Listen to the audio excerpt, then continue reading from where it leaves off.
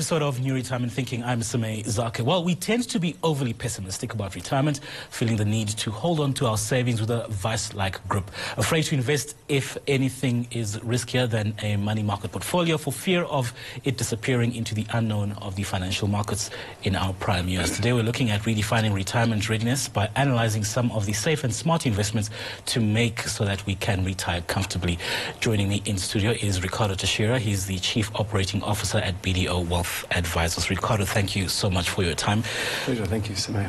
We're talking off air about a very interesting fact that you uncovered, the concept of retirement. Take us through when that was coined and exactly why it was coined. Perfect. And I think that's actually, it's quite interesting. What we've found intriguing is that it dates back to 1889.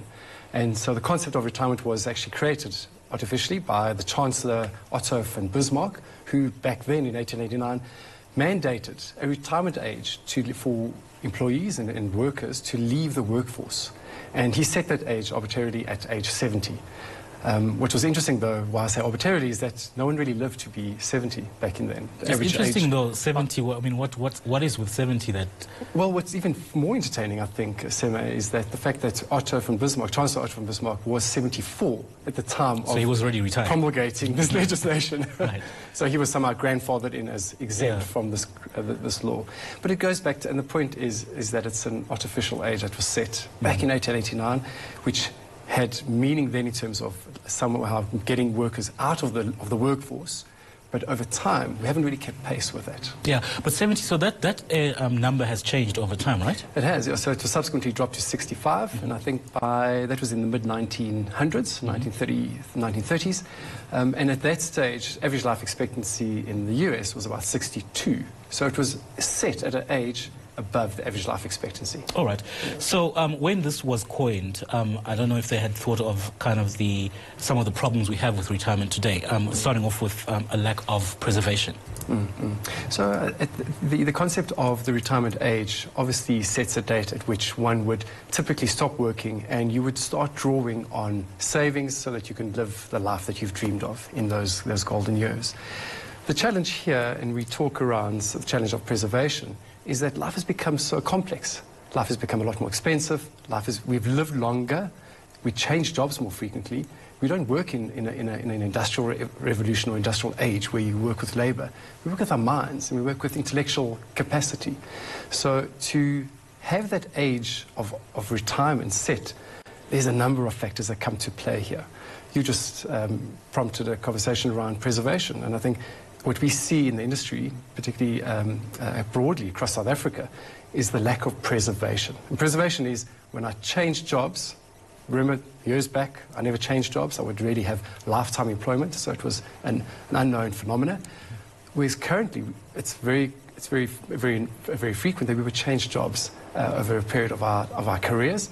And when we change, we have the option of whether we can actually cash in that retirement saving or leave it at bay and preserve it for that golden years of retirement at age 65. The lack of preservation really talks to the fact that we're dipping into savings and we're not saving enough. But I'm going to argue with you that the life I've dreamed of is now and not at age 65. You sound like most South Africans. Yeah. You know? Exactly.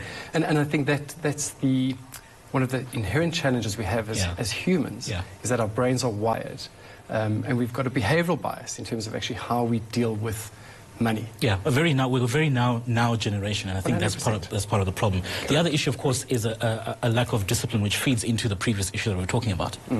Correct. So being a now generation and having that desire for wants and needs really talks to the fact that we would rather spend our savings or spend our earnings on what we can see that is tangible now. To actually start that habit of saving and having that regular commitment to saving has to start at a young age. At a later age, once you've gone into a habit of a lifestyle, having the wants and needs of what we become accustomed to, it becomes rather difficult to start allocating a large portion of your earnings to a retirement fund. And it's that habit that is formed at an early stage in our life. And that's why often what we would advise, particularly to clients at BDO, is to say, start that saving discipline early. Start the regular saving. Pay yourself first. With your paycheck. And I think just before we go to a break, when you speak about that discipline and starting that saving early, I think part of the issue, major issue there, and I've spoken about it a lot on this program, is the lack of education, or not necessarily education, but financial literacy. People understanding some of the financial implications long term. What needs to be done at a greater scale in order to improve that, so we've got a better kind of retirement future for SA, broadly speaking? I think two things would be instrumental in changing that financial literacy.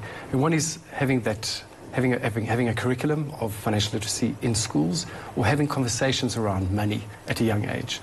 So there's the technical aspect of understanding what investment principles are, and compound interest, and how to actually make sure I'm allocated to something else other than cash and allocating to equities.